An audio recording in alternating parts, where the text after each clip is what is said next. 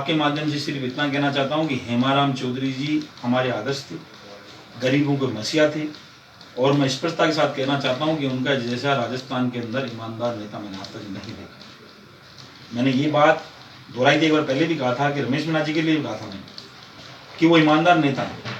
मैं ये नहीं कहता हूँ कि मैं ईमानदार हूँ, लेकिन वो ईमानदार हैं। हेमाराम जी ईमानदार हैं, बिल्कुल कर्तव्यनिष्ठ हैं, ग्रास रूट से जुड़े हुए हैं, बहुत सीनियर नेता हैं। तो उनकी जो मांग है या उन्होंने भावुकता में या किसी भी तरह से इस्तीफा दिया हुआ है, इनका इस्तीफे की जो वजह है वो देखनी चाहिए और आलाकमान को किसी भी परिस्थिति में वो मनाना चाहिए जिससे कांग्रेस को कोई नुकसान नहीं हो। यही बात मैं कहना चाहता हूँ। और क्या परिस्थितियाँ रही, कई बार जब बात होती थी तो उनके आंखों से आंसू निकलते थे, इसलिए हमें भी दुख होता था। जब इतने सीनियर नेता दुखी हैं तो हम तो नए लोग हैं, नौजवान हैं, हम तो अपने आप को कैसे न कैसे बनकर आकर आज इस राजनीति में रख पाते थे। लेकिन हो सकता है उनका सीएम का बांध टूट गया हो, इस वजह से इस्तीफा दिया हो। लेकिन आपके माध्यम से, मीडिया के माध्यम से फिर भी मैं उनसे हाथ जोड़ के प्रार्थना करना चाहता हूँ कि वो अपना इस्तीफा वापस लें, जिससे कांग्रेस को कोई कमजोर नहीं हो, कांग्रेस मजबूत रहे। लेकिन उन्होंने जो ये कदम उठाया, इस कदम की वास्तव में जांच होनी चाहिए कि ये कदम उन्होंने क्यों उठाया। मुद्दे हैं जो संगठन और सरकार के बीच में चल रहे हैं, विधायकों के आरोप है कि अफसरशाही हावी है, तो क्या इश्यूज क्या है बेसिकली? देखिए, इसमें तो कोई दोहराई नहीं, अफसरशाही तो हावी है ही। जहाँ पे मैंने कुछ दिन पहले भी कहा था कि सत्ता का विकेंद्रीकरण होना चाहिए, ज़्यादातर लोगों की भागीदारी इसके अंदर होनी चाहिए। जब भागीदारी कम लोगों की है तो अफसरशाही हावी होगी। कई मंत्रालय भी बिना मंत्रियों के चल रहे हैं, तो जहाँ मंत्री नहीं होंगे अफसरशाही हावी होगी और हो भी रही है।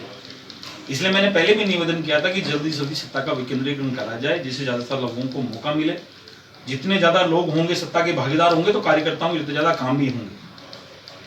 तो ये आज सारी चीज़ें हो रही हैं, आज ऐसा नहीं काम नहीं हो रहा, जो जरूरी काम है हो भी रहे हैं। क्या राजनीतिक नियुक्तियाँ नहीं हुई इन दिनों में? क्या कोविड काल के दौरान एक भी राजनीतिक नियुक्तियाँ नहीं हुई? क्या राजनीतिक नियुक्तियाँ हुई हैं? धीरे धीरे एक दो तीन नियुक्तियाँ हुई हैं। तो क्या ऐसा नहीं है कि सारी की सारी कोविड की वजह से रोक दी गई हैं? कर्मचारी चयन आयोग बोर्ड का चेयरमैन किसको बनाया? उन्होंने खून पसीना बहाया होगा। अभी बिजली का चेयरमैन बनाया होगा, उन्होंने खून बहाया होगा। आरपीसी का चेयरमैन बनाया, उन्होंने खून बहाया होगा। तो ये भी हो सकता है कांग्रेस के कार्यकर्ता भी उन्होंने खून पसीना बहाया है।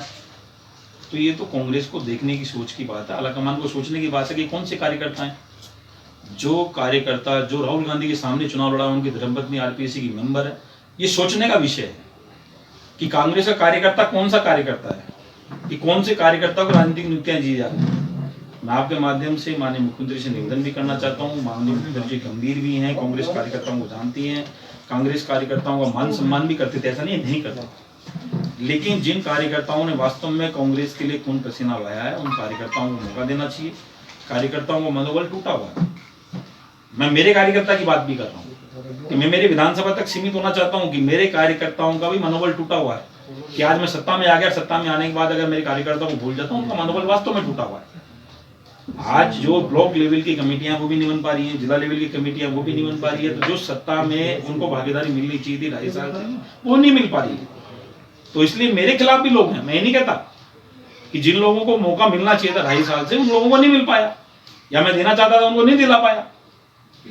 तो जो कांग्रेस के कार्यकर्ताओं की वजह से सत्ता में आई कांग्रेस की सरकार, उनको अभी तक भागीदारी नहीं मिली, इसका नुकसान कांग्रेस को भी मिल रहा है।